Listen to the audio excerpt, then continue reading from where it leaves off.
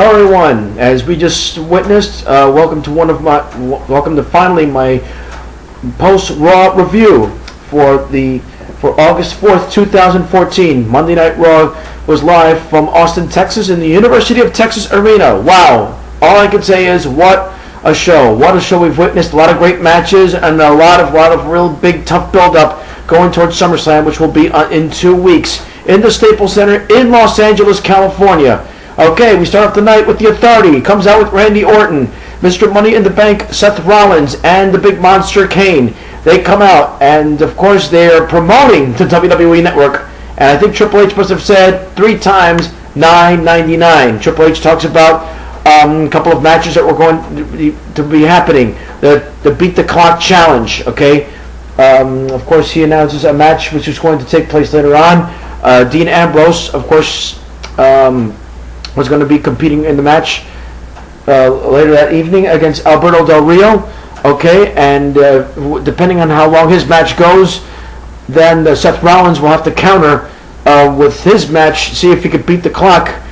Okay, if he could beat his opponent RVD later in the evening, and if he does, he can name his stipulation of the match. Of course, it has to be a much better time period than what Dean Ambrose was planning to do. Anyway, so Triple H opens up. He talks about what Stephanie's going to do to Brie Bella, and of course what Randy Orton is going to be doing to Roman Reigns. He mentions it himself, and of course Seth Rollins mentioning what he's going to be doing to Dean Ambrose in that match in SummerSlam. So as the two speak, interrupted by Roman Reigns. He's coming right down to the aisle, right to the crowd, as Triple H then announces a match, saying, "Hey, listen, you want to get this on?" Randy Orton insists he wants Roman Reigns tonight and not SummerSlam. Triple H insists, "You'll get him," but he tells him 3 times repeatedly, "No, you will get him at SummerSlam. As for tonight, you're facing the Big Red Monster Kane here in a last man standing match." So the two get it on right after they come back from commercial break.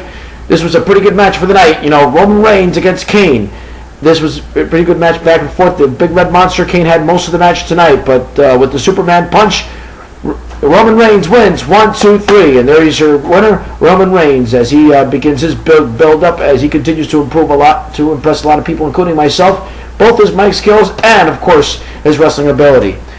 Okay, so after the match they have a John Cena Brock Lesnar build up as they come back from commercial, a video package putting together, all the stuff that you would normally see building up for a pay-per-view. Okay, next we have Damien Sandow coming out in a Oklahoma Boomer Sooners uniform, just to try and get a football uniform, just to try and get the crowd, get a lot of cheap heat, and of course out comes Mark Henry. Of course, Mark Henry coming out, who played for the University of Texas, comes in, squashes Damien Sandow 1, 2, 3. Oh boy, it just keeps getting worse, doesn't it, for Damien Sandow?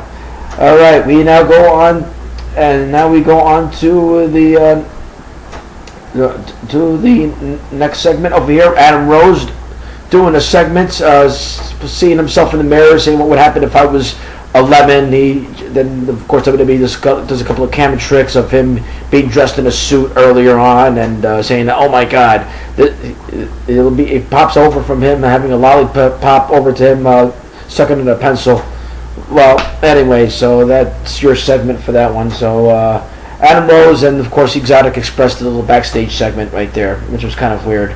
All right, and now, after that, they cut to a video package of Hulk Hogan, the immortal Hulk Hogan, celebrating his birthday next week.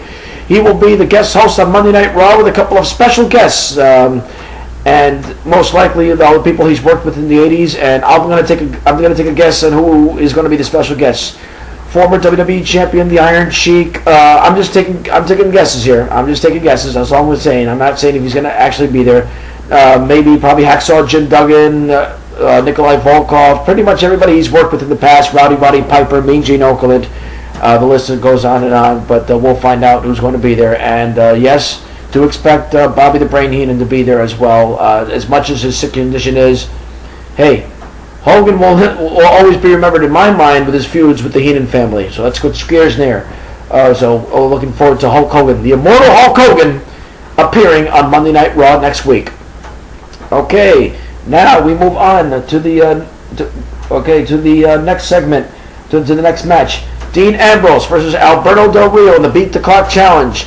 Dean Ambrose wins it, and as he defeats Alberto Del Rio, and now the time limit that Seth Rollins has to do to beat RVD is under 15 minutes and 42 seconds. Otherwise, Dean Ambrose will name a stipulation in his match. In order for Seth Rollins to have a chance, he has to beat RVD in under 15 minutes and 42 seconds.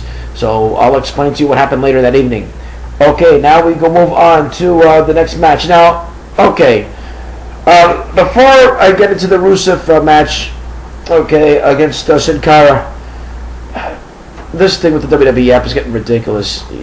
I thought the match was going to happen after Rusev was in the ring, and as I saw him celebrate in the ring, I'm like, they had the fly coming down, and Michael Cole already explains on the broadcast. There's a reason why the WWE app is downloaded. It's because the match went so fast with Rusev and Sin Cara, pretty much a squash match. And of course, right after Rusev was done, Lana, of course, talking about Vladimir Putin, but the Russian president, all of a sudden she starts singing "Happy Birthday" in Russian to President Barack Obama of the United States. Outcomes, of course, Jack Swagger and Zeb Coulter, those two get it on. A couple of verbal exchanges because they're building up for their big match at SummerSlam, a flag match. Of course, we all know what happened there, and of course, Swagger gets beaten up by Rusev as Zeb Coulter looks on. So this is going to be a pretty big matchup as it's continuing to build up. Okay, now we move on. Dolph Ziggler, who's the #1 contender for the Intercontinental Championship for the Miz's IC title, as he makes an appearance sitting at ringside, broadcasting with Michael Cole, Jerry the King Lawler, and JBL. The Miz sits there in the match, while, of course, Dolph Ziggler is in the ring as he's facing Cesaro. And Cesaro, of course, jobbing to Dolph Ziggler, and now all of a sudden we're seeing Cesaro starting to have a losing streak. Dolph Ziggler wins, and here comes The Miz coming into the ring, and of course Dolph Ziggler just psyching out to The Miz, scaring him, letting him know, listen, that's the Intercontinental title is mine. Ziggler, of course, is building up for his match in SummerSlam, looking to go right after The Miz, continuing his little Hollywood cheap gimmick look as he continues to get some heat from the crowd. Now he mentioned something in the broadcast with Michael Cole saying that, I'm bringing my dog to the ring. I'm like, I don't know, man. Let's stick to you being a heel. I don't know him and his Hollywood thing, but like I said, I like him better as a heel. Okay, as we switch gears now, as we move on. Okay, in Paige is interviewed, backstage as she continues to talk about what she did to AJ Lee over at SmackDown. Of course, AJ was not on Raw. She's in the storyline. She's injured, but she's recovering from Paige's attack on SmackDown. She will be on Main Event tomorrow on the WWE Network, so let's see what AJ has to say. All right, so right after the Paige interview, another squash match for, of course, I'm sick and tired of this, Ryback against Stardust and Goldust. Pretty much a squash match as Goldust goes for the pin right on Curtis Axel. So they win that match. There was, of course, the creepy duo, the real weird duo with Cody Rhodes, and, of course, and Goldust. Stardust continues to, kind of like bring a little weird taste to what we see right now in the WWE programming. They're pretty much there for show. I don't think they'll win the tag team titles anytime soon. All right, as we move on after the tag team match, Triple H and Stephanie McMahon are talking backstage about what they're going to do in the contract signing later on with Brie Bella. Okay, in comes Kane, and he takes off his mask and shows he gives it to Triple H, and Triple H looks at it. This was right after Kane's loss to Roman Reigns earlier that evening, and I think he's just trying to tell Triple H, I'm finished. I can't be the monster anymore, so maybe the monster wasn't in me. Pretty much shockingly that Triple H didn't confront him about losing to Roman Reigns in that match. He said he expected a real Kane. He got the real Kane in, but he still lost to Roman Reigns with the Superman punch earlier in the evening. So that ended that segment. Okay, moving right along, Chris Jericho versus Luke Harper. Now, if Jericho beats Luke Harper right after beating Eric Rowan last week from SmackDown, Jericho, of course, will eliminate both men at ringside and will have Bray Wyatt all to himself. The winner, of course, Jericho as Bray Wyatt tried to distract him, but he gets Luke Harper, of course, with the code breaker, 1, 2, 3. But then in comes Bray Wyatt like he doesn't care, so he gives him the Sister Abigail, and that ends that segment and continues to build up for SummerSlam. Okay, we move on. Right after that, Diego comes out with El Torito and Summer Rae and Layla. Oh boy, Fandango comes out with Hornswoggle with this weird little dancing gimmick, and he's now the partner for Fandango. No, Hornswoggle's just nothing but show there just for the kids, and Fandango loses 1, 2, 3 to Diego, and of course this continues on. Of course, I don't know if that's going to be SummerSlam match. You see, I don't think I have anything for Johnny Curtis at this point. I don't know what they're doing to him. They built him up as a big heel, but that's something that we're going to have to try and see what happens. All right, so the winner, of course, Diego was in that match. Okay, now Renee Young is backstage interviewing Randy Orton, the Viper, and she before she asks him a question, Randy Orton then tells Renee Young, hold on, I want you to see my video, making reference, of course, to what he did to Roman Reigns last week, costing him the title match at SummerSlam, saying that it was supposed to be him against John Cena and not Brock Lesnar. So that pretty much Randy Orton's continuing his Viper and heel status as part of the authorities to go out and take out Roman Reigns. Should be a good big build-up for SummerSlam, so see what happens there. Okay, right after that, of course, Bo Dallas comes out to avenge his Monday Night Raw loss, his first loss after being undefeated for a good while against R-Truth, squashing R-Truth, and of course, Bo Dallas really didn't have that much to say, none of the Believe stuff. I think as he was this time, I think he was much more focused and serious in this match this time against R-Truth. So he gets the winner, Bo Dallas, as he wins. We move on now to another Bray Wyatt segment, of course, building up for SummerSlam as he talks about what he's going to do to Chris Jericho, singing the whole world in his hands. So that's what you have. I mean, he's got pretty. I like his heel status. I like what Bray Wyatt is doing as far as the his heel status is concerned. I like his character. I like his gimmick. I like everything that he does. Okay, now as we move on, now you got the big match, RVD versus Seth Rollins in the Beat the Clock Challenge. Seth Rollins, if he beats RVD in under 15 minutes and 42 seconds, that was set already by Dean Ambrose earlier in his match against Alberto Del Rio, he will set the stipulation for the type of match that they're going to have at SummerSlam. But the ring announcer, okay, Justin comes up and he says, ladies and gentlemen, by order of the authority, the opponent has been changed from RVD to Heath Slater, typical jobber. Would you think that this is going to be an easy win for Seth Rollins? No, it's not. As a matter of fact, he's distracted by Dean Ambrose as he comes to the ring during the match between, of course, Heath Slater and Seth Rollins, Mr. Money in the Bank. As during the match, there's a couple of funny things that Dean Ambrose does. He drinks soda. He takes a souvenir soda from a fan, drinks it, pours it into the contract briefcase while ripping up the Money in the Bank contract, distracting Seth Rollins, saying, "Hey, wait a minute, what are you doing?" So, and then, of course, grabbing popcorn, making it look like he's enjoying the match, and then he puts it and then just destroys it with popcorn, the suitcase, and the Money in the Bank contract.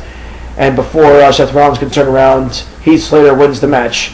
And now, officially, not only does he not beat the clock challenge that was set by Dean Ambrose, but now Dean Ambrose gets to name the stipulation. He will be announcing it this Friday night on SmackDown, which will be on Sci-Fi.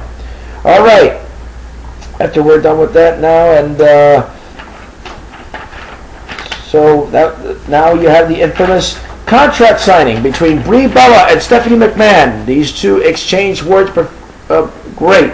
This was a very, very big build-up for Stephanie and Brie Bella, and Stephanie really getting a lot of heat from the crowd. Brie Bella, of course, with her insults, calling her a vindictive, selfish. Of course, she went on to call all the words in the book.